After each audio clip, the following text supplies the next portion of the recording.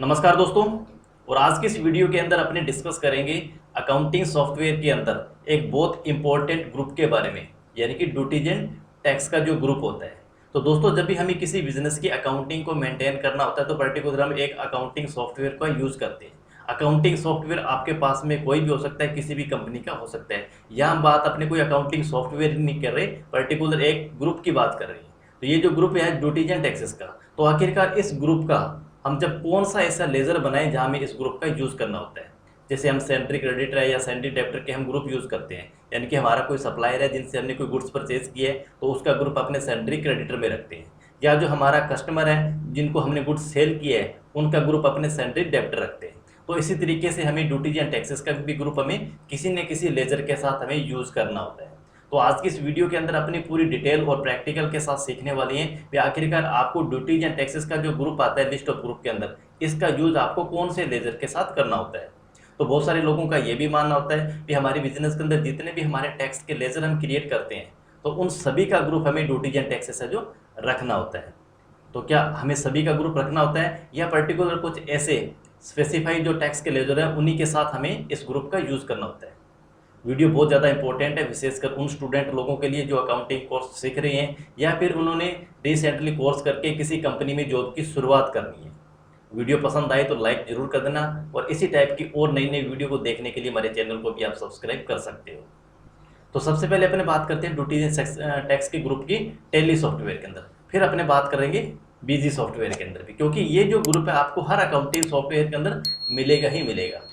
तो लेकिन आपको इस ग्रुप को यूज़ करने से पहले आपको वो लेज़र आपको पता होना चाहिए भी जो आप लेज़र क्रिएट कर रहे हो वो लेज़र आपकी बिजनेस के अंदर किस टाइप का लेज़र आप बना रहे हो। भी वो लेज़र आपका कोई ट्रेडिंग से रिलेटेड है, कोई आपका कोई इनकम से रिलेटेड है, एक्सपेंसेस से रिलेटेड है, कोई लाइबिलिटी से रिलेटेड है या फिर कोई एसेट से रिलेटेड है। तो यानी कि जब तक आपका लेज़र आपको नहीं पता भी लेज़र आप कौन सा बना रहे हो तब तक आपको ग्रुप की सिलेक्शन में करने में परेशानी आएगी ही आएगी। तो इसलिए सबसे पहले अपने सिंपल भाषा में बात करते हैं, ड्यूटीजेंट टैक्सेस का ग्रुप ये जो हमें उन लेजर के साथ यूज़ करना होता है जो हमारी कंपनी के अंदर जो हमारी टैक्स की लायबिलिटी हमें शो करती है। टैक्स की लायबिलिटी कौन सी शो करेगी? अपने सिंपल बात करते हैं जीएसटी पे, ठीक है ना। देखो अपने जीएसटी के अंदर कोई गुड्स हमने परचेज किया तो हमारे पास में जो इनवॉइस आएगा उसके ऊपर जीएसटी लग के आएगा। उसको अपने क्या बोलते हैं भी ये हमारी कंपनी के लिए जीएसटी का इनपुट है। और जब अपने सेल के ऊपर, यानी कि जब अपने सेल करते हैं कस्टमर को और उस सेल के ऊपर जो हमने टैक्स लगाते हैं, अपने कोई सेल इनवॉइस को ओपन करते हैं, जैसे मान लीजिए हमने कोई एक सेल, जैसे ये परचेज इनवॉइस कर लिया, ये हमारे पास में परचेज इनवॉइस आया, इसकी एंट्री हमने परचेज वाउचर में कर ली, हमारे सप्लायर का लेजर हमने क्रिएट कर लिया, इसका ग्रुप आपने रख दिया सेंट्री क्रेडिटर के अंदर। उसके बाद यहाँ हमने कुछ लेजर बनाए थे जो हमारे पास इनवॉइस के ऊपर टैक्स लग के आए थे, सीजीएसटी टैक्स और एसजीएसटी टैक्स। आपके पास में आईजीएसटी टैक्स भी हो सकता है। लेकिन अब ये जो टैक्स आया है, ये जो हम परचेज और सेल के साथ जो जीएसटी का टैक्स अपने यूज़ करते हैं उनका ग्रुप हमें ड्यूटीजेंट टैक्सेस रखना होता है। और ये ड्यूटीजेंट टैक्सेस का मतलब क्या बन गया? ये आपकी बिजनेस की तरफ से अपने ये मानता है सॉफ्टवेयर भी आपकी ये लायबिलिटी बनेगी, यानी कि आपको गवर्नमेंट को टैक्स है जो पे करना पड़ सकता है। तो इसीलिए इसका जो सब ग्रुप है वो उन्होंने करंट लायबिलिटी रख दिया। ठीक है, अब आपका ये लायबिलिटी साइड के अंदर आपने बहुत बार देखा होगा कि कुछ इस तरीके से आपको माइनस में भी दिख रहा होगा। ये जैसे हम बैलेंस शीट में गए, Alt F1 प्रेस किया तो यहाँ आप देखोगे भी ये जो ड्यूटीजेंट टैक्सेस का जो ग्रुप आ रहा है, यानी कि इसका मेन ग्रुप कौन सा हो गया? Current liability. और करंट लायबिलिटी के अंदर ये ड्यूटीजेंट टैक्सेस आ गया। अब ये ड्यूटीजेंट टैक्सेस आपको यहाँ पर माइनस के साथ दिखाई दे रहा है। लेकिन हमने एक सॉफ्टवेयर बीजी सॉफ्टवेयर को देखा, या हमने बैलेंस शीट ओपन करी, क्योंकि ये ड्यूटीजेंट टैक्सेस का जो ग्रुप है ना ये आपको केवल बैलेंस शीट के अंदर ही दिखेगा। ठीक है, अब यहाँ हमने ड्यूटीजेंट टैक्सेस का एक ग्रुप हमने शो किया, ठीक है, और यहाँ हमारे पास में कोई माइनस के साथ फिगर नहीं आ रही। तो ये आपको माइनस के साथ भी दिख सकता है और बगैर माइनस के साथ में भी दिख सकता है, लेकिन उसकी भी कुछ कंडीशन होती है, वो भी इस वीडियो के अंदर अपने डिस्कस करेंगे। तो एक तो आपको ये पता चल गया भी हमारी कंपनी की जो हमारी लायबिलिटी जैसे सीजीएसटी टैक्स हो गया इनपुट का और सीजीएसटी आउटपुट यानी कि जो हमारा सेल का टैक्स हो गया, ठीक है, जीएसटी अपने सेल के इनवॉइस पे लगाते हैं, उसका ग्रुप हमें ड्यूटीजेंट टैक्सेस है जो रखना पड़ता है। इसी तरीके से अगर मान लीजिए हमारी कंपनी ने किसी व्यक्ति का किसी कंपनी का कोई टीडीएस काटा है, अब ये जो टीडीएस हमने मतलब कस्टमर से या कंपनी से जो टीडीएस हमने काटा है, अब वो टीडीएस काट के हमें गवर्नमेंट को डिपॉजिट कराना पड़ेगा, तो वो भी हमारी कंपनी के लिए एक तरीके की लायबिलिटी बनेगी। ठीक है, तो उसका ग्रुप भी हमें ड्यूटीजेंट टैक्सेस ही रखना पड़ेगा। इसी तरीके से टीसीएस टैक्स भी हो सकता है। अगर आपने टीसीएस काटा है और आपको वो टीसीएस काट के गवर्नमेंट को डिपॉजिट कराने की लायबिलिटी आपकी कंपनी के ऊपर बनती है, तो भी आपको उसका जो ग्रुप है वो ड्यूटीज एंड टैक्सेस के अंदर रखना पड़ेगा। तो सिंपल भाषा में मतलब ये आ गया भी ऐसा कोई भी टैक्स जिसकी गवर्नमेंट को जमा कराने की जिम्मेवारी हमारी कंपनी की बनती है, तो वो हमारा सारा ग्रुप ड्यूटीज एंड टैक्सेस में रहेगा। अब इसी तरीके से टीडीएस आपका कट भी सकता है। मान लीजिए आपने किसी से कोई इंटरेस्ट आपने लिया है, ठीक है, तब आपको अगर इंटरेस्ट मिला है तो आपको जाहिर सी बात है भी वो सामने वाला बंदा जो कंपनी होगी आपको इंटरेस्ट पे किया होगा तो उसके ऊपर टीडीएस भी काटा होगा। तो वो एक तरीके का आपका एडवांस टैक्स है, वो आपने नहीं काटा, उसकी लायबिलिटी जमा कराने की आपकी कंपनी की नहीं है। जिन्होंने टीडीएस काटा है वो उस कंपनी की लायबिलिटी है गवर्नमेंट को जमा कराने की। तो वो इस टाइप का जो टैक्स है उसको आपको ड्यूटीज एंड टैक्सेस में नहीं रखना होता। इस टाइप को टैक्स को हम रखेंगे करंट एसेट में, ठीक है ना। यानी कि हम ये कह सकते हैं भी जो हमारा टीडीएस कट के आया है या टीसीएस कट के आया है, ठीक है ना, तो वो हम कह सकते हैं भी हमारा एक तरीके का गवर्नमेंट को हमने एडवांस टैक्स पे कर दिया इनकम टैक्स के रूप के अंदर, तो ये हमारी एसेट बन चुकी है, ठीक है ना। इसी तरीके से यहाँ पर भी अपने बात करें कि ड्यूटीज एंड टैक्सेस, यहाँ आपको देखो माइनस के साथ फिगर दिख रही है, एंटर बटन प्रेस करेंगे तो यहाँ आपको 3 टाइप के टैक्स दिख रहे हैं, सीजीएसटी टैक्स, आईजीएसटी टैक्स और एसजीएसटी टैक्स, ठीक है। इसके अंदर 2 टैक्स आपके पास पॉजिटिव में आ रहे हैं, यानी कि डेबिट के अंदर आ रहे हैं, ठीक है ना, और एक आईजीएसटी है वो आपका क्रेडिट साइड के अंदर बैलेंस आ रहा है। अब इसका मतलब क्या बन गया भी, यहाँ आपको देखो भी टोटल आपको 6,347 रुपये 68 पैसे आपका जो टैक्स है जीएसटी के रूप में वो गवर्नमेंट के पास में एडवांस है, ठीक है। और आपको ये आईजीएसटी का टैक्स है ये आपको करंट क्रेडिट साइड में आ रहा है, यानी कि ये आपको गवर्नमेंट को डिपॉजिट कराना है।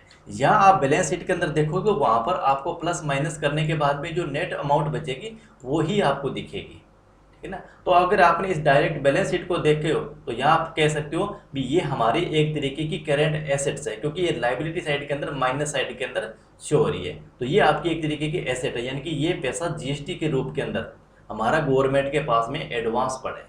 तो अब ये कहेंगे भी हमारे जो हमने परचेज किया है तो वो हमारे को टैक्स लग गया है, तो उसको डिपॉजिट कराने की लायबिलिटी हमारे सप्लायर की थी, लेकिन हमारी लायबिलिटी तो वो बनेगी जो हमने सेल इनवॉइस के ऊपर जो टैक्स लगाया है।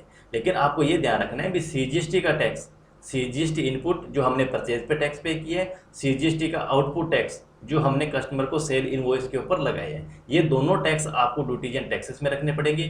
टीडीएस आपने काटा है, आपने कंपनी में कोई खर्चा बुक आपने किया है प्रॉफिट एंड लॉस अकाउंट में, उसके ऊपर आपने अपने कस्टमर का कंपनी का टीडीएस काटा है, वो टैक्स डिपॉजिट कराने की आपकी लायबिलिटी बनती है, उसका ग्रुप ड्यूटीज एंड टैक्सेस रहेगा। लेकिन टीडीएस या टीसीएस अगर आपका कट के आया है, यानी कि आपने नहीं काटा कट के आया है, तो उसका ग्रुप हमें करंट एसेट में रखना पड़ेगा, ठीक है। तो इसका मतलब क्या हो गया, या हमारे पास में आउटपुट अभी भी कम है, इनपुट ज़्यादा है।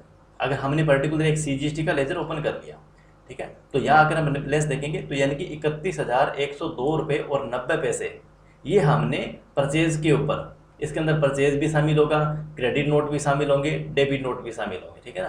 तो इसके अंदर हमारे पास में 31,102 रुपये हमने गवर्नमेंट को जीएसटी के रूप में पे कर दिया, और 27,929 रुपये 6 पैसे ये हमने सेल के ऊपर कस्टमर से अभी तक हमने चार्ज किए।